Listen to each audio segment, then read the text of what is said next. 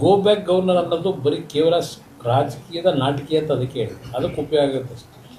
ನೀವು ಯಾರು ಅರ್ಜಿ ಕೊಡ್ತೀರಿ ಗೋ ಬ್ಯಾಕ್ ಗವರ್ನರ್ ಅಂತ ಹೇಳಿ?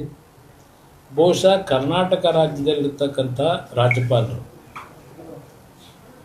ಈ ಸರ್ಕಾರದ ಹಲವಾರು ರೀತಿಯ ಅಕ್ರಮಗಳು,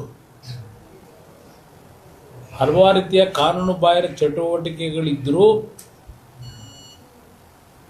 ಈ ಸರ್ಕಾರಕ್ಕೆ ಡಿಸ್ಟರ್ಬ್ ಮಾಡಿಲ್ಲ. ಇವರು ಹಲವಾರು ರೀತಿಯ ಅಕ್ರಮಗಳು ನಡೆದಿದೆ ಈ ಸರ್ಕಾರದಲ್ಲಿ. ಗವರ್ನರ್ ಅವರ ಪರಿಮಿತಿಗೆ ಆ ಅಕ್ರಮಗಳು, ಕಾನೂನು ಬಾಹಿರವಾಗಿ ತೆಗೆದುಕೊಂಡಂಥ ನಿರ್ಧಾರಗಳ ಬಗ್ಗೆ ಈ ಸರ್ಕಾರದಲ್ಲಿ ಹಲವಾರು ರೀತಿಯ ಗೌರವಾನ್ವಿತ ರಾಜ್ಯಪಾಲರು ಕ್ರಮ ತೆಗೆದುಕೊಳ್ತಕ್ಕಂಥದ್ದಕ್ಕೆ ಅವಕಾಶಗಳಿದ್ದರೂ ಬೇರೆ ರಾಜ್ಯಗಳಲ್ಲಿ ನಡೀತಾ ಇರತಕ್ಕಂಥ ರಾಜಕೀಯಕ್ಕೆ ಈಗಿನ ಇಲ್ಲಿಯ ರಾಜ್ಯಪಾಲರು ಎಂದೂ ಸಹ ಸಂಘರ್ಷ ಮಾಡಲಿಕ್ಕೆ ಹೋಗಲಿಲ್ಲ. ಎಲ್ಲದಕ್ಕೂ ಸಹಕಾರ ಕೊಟ್ಕೊಂಡು ಬಂದಿದ್ದಾರೆ.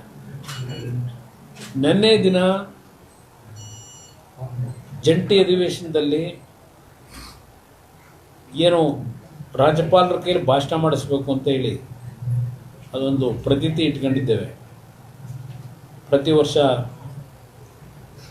ಸದನದ ಒಂದು ಜಂಟಿ ಸದಸ್ಯರ ಉದ್ದೇಶ ಮಾತನಾಡ್ತಕ್ಕಂಥದ್ದು ಸಂವಿಧಾನ ಚೌಕಟ್ಟಿನಲ್ಲಿ ಇಟ್ಕೊಂಡಿದ್ದೇವೆ.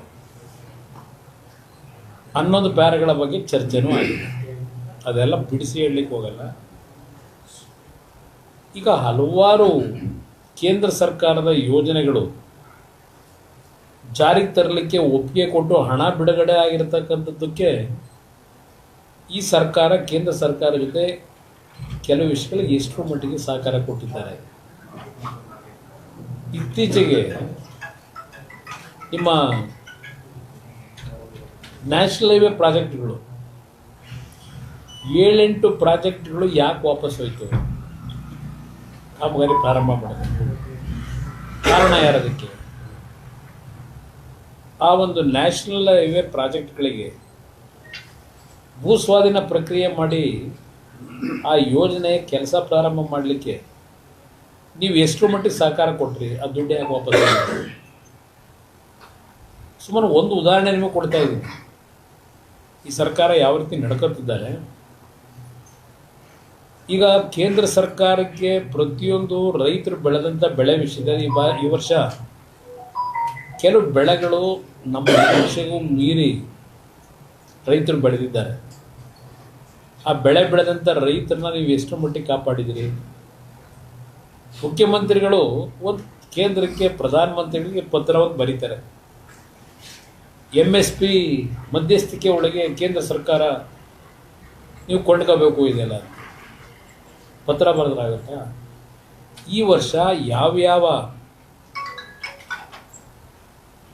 ದವಸ ಧಾನ್ಯಗಳನ್ನು ರೈತರು ಬೆಳೆದಿದ್ದಾರೆ, ತೊಗರಿ ಇರ್ಬೋದು, ಅಲ್ಲಿಂದ ಮೂಗ್ ದಾಲ್ ಇರ್ಬೋದು, ಅಲ್ಲಿಂದ ಮೆಕ್ಕೆಜೋಳ ಇರ್ಬೋದು, ಎಷ್ಟು ಪ್ರಮಾಣದಲ್ಲಿ ಬೆಳೆದಿದ್ದಾರೆ, ನಮಗೆ ಎಷ್ಟು ಪ್ರಮಾಣದಲ್ಲಿ ಕೇಂದ್ರ ಸರ್ಕಾರದ ನೆರವು ದೊರಕಬೇಕು, ಅಫೆಟ್ಟಿಂದ ಇರಲಿ ಯಾವುದೇ ಇಲಾಖೆಗಳು. ಈಗ MSP ದರದಲ್ಲಿ ನಾವು ಇಷ್ಟು ಮೆಟ್ರಿಕ್ ಟನ್ ನಾವು ಕೊಂಡ್ಕೊಳ್ಳಲಿಕ್ಕೆ ಕೇಂದ್ರ ಸರ್ಕಾರದ ಅನುಮತಿ ಬೇಕು ಅಂತ ಹೇಳಿ ಅನುಮತಿ ಕೊಟ್ಟಂಥ ಬೆಳೆಯನ್ನು ಎಷ್ಟರ ಮಟ್ಟಿಗೆ ನೀವು ಖರೀದಿ ಮಾಡಿದ್ದೀರಿ? ಶ್ವೇತಪತ್ರ ಹೇಳಿ ಜನಗಳ ಮುಂದೆ. ನಾನು ಪದೇ ಪದೇ ಹೇಳಿದ್ದೇನೆ, ರಾಜ್ಯ ಸರ್ಕಾರ ಮೊದಲು ಖರೀದಿ ಮಾಡಿ, ನಂತರ ಕೇಂದ್ರ ಸರ್ಕಾರದ ಮುಂದೆ ಹೋಗಿ ಯಾವ ಹಣ ನೀವು ಇನ್ವೆಸ್ಟ್ಮೆಂಟ್ ಮಾಡಿರ್ತೀರಿ ಕೇಂದ್ರ ಸರ್ಕಾರ ತಗೋಬೇಕು. ಇದು ಇರ್ತಕ್ಕಂಥ, ನಾನು 2 ಬಾರಿ ಮುಖ್ಯಮಂತ್ರಿ ಆಗಿ ಹಲವಾರು ಬಾರಿ ಇಂಥ ಸಮಸ್ಯೆಗಳು ಬಗೆಹರಿಸಿದ್ದೀನಿ. ಪ್ರಥಮ ಬಾರಿಗೆ ಮಾವಿನ ಬೆಲೆ ಕುಸಿತ ಆದಾಗ, ಮಾರಾಟ ಮಾಡೋಕ್ಕಾಗದೇ ಇದ್ದಾಗ ಕೇಂದ್ರ ಸರ್ಕಾರದ ಮುಂದೆ ಹೋದ್ರು ಅರ್ಜಿ ಹಿಡ್ಕೊಂಡು. ನಾನು ಎಂದೂ ಸಹ 2 ಬಾರಿ ನಾನು ಮುಖ್ಯಮಂತ್ರಿಯಾಗಿ ಮಾವಿನ ಬೆಳೆ ಕುಸಿತ ಆದಾಗ ಬೆಲೆ ರಾಜ್ಯ ಸರ್ಕಾರ ದುಡ್ಡು ಕೊಟ್ಟೆ ನಾನು ಮುಖ್ಯಮಂತ್ರಿಯಾಗಿ. ಇವರು ಕೇಂದ್ರ ಸರ್ಕಾರ ಅಂತ ಹೋದರು. ಕೇಂದ್ರ ಸರ್ಕಾರದಲ್ಲೂ ಪ್ರಥಮ ಬಾರಿಗೆ ಮಾವಿನ ಬೆಳೆಗೆ ಹಣ ಕೊಟ್ಟರು. ನೀವು ಎಷ್ಟು ದಿನ ಹಿಂಗೆ ಸಂಘರ್ಷ ಮಾಡ್ಕೊಂಡು ಹೋಗ್ತೀರಿ? ನಾನು ಹೇಳ್ತಾನೆ ಇದನ್ನು 100 ಬಾರಿ ಹೇಳಿ. ಸಂಘರ್ಷದಿಂದ ನಿಮ್ಮ ಸಮಸ್ಯೆಗಳಿಗೆ ಪರಿಹಾರ ದೊರಕಲ್ಲ. ಹೋಗಬೇಕು, ಕನ್ವಿನ್ಸ್ ಮಾಡಬೇಕು. ಇದು ಬಿಟ್ಟು ನೀವು ಪ್ರತಿನಿತ್ಯ ಕೇಂದ್ರ ರಾಜ್ಯ ಸರ್ಕಾರದ ಬಗ್ಗೆ ನಿಮ್ಮಲ್ಲಿ ಕಿತ್ತಾಡ್ಕೊಂಡು ಕೂತಾರೆ. ಕೇಳೋದು ಯಾರು ನಿಮ್ಮನ್ನ? ನಾವು ಅಷ್ಟು ಲಕ್ಷ ಕೋಟಿ ಕೇಂದ್ರ ಸರ್ಕಾರದ GST ಹಣ ಕಟ್ತಾ ಇದ್ದೀವಿ. ಕಟ್ತಿದ್ದೀವಪ್ಪ, ಜನ ಕಟ್ತಾರೆ, ನೀವೆಲ್ಲ ಕಟ್ತಾ ಇರೋರು. GST ಸಿಸ್ಟಮ್ಮು ಬಂದ ಮೇಲೆ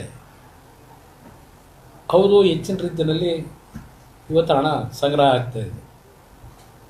ನಮ್ಮ ನಿರೀಕ್ಷೆಗೂ ಮೀರಿ ಅದು 15%, 20% ಪ್ರತಿ ವರ್ಷ ಏರ್ತದೆ, ಪ್ರತಿ ತಿಂಗಳು. ಇವತ್ತು ಈ ಫೈನಾನ್ಸ್ ಕಮಿಷನ್ ಬಗ್ಗೆ ನೀವೇನು ಹೇಳ್ತೀರಿ? ಈ ಫೈನಾನ್ಸ್ ಕಮಿಷನ್ ಅಂತಕ್ಕಂಥದ್ದನ್ನ ರಚನೆ ಮಾಡಿದಾರೆ ಯಾರು? ಜವಾಹರ್ಲಾಲ್ ನೆಹರು ಇದ್ದಾಗಲೇ ಫೈನಾನ್ಸ್ ಕಮಿಷನ್ನ ರಚನೆ ಮಾಡಿದ್ದು.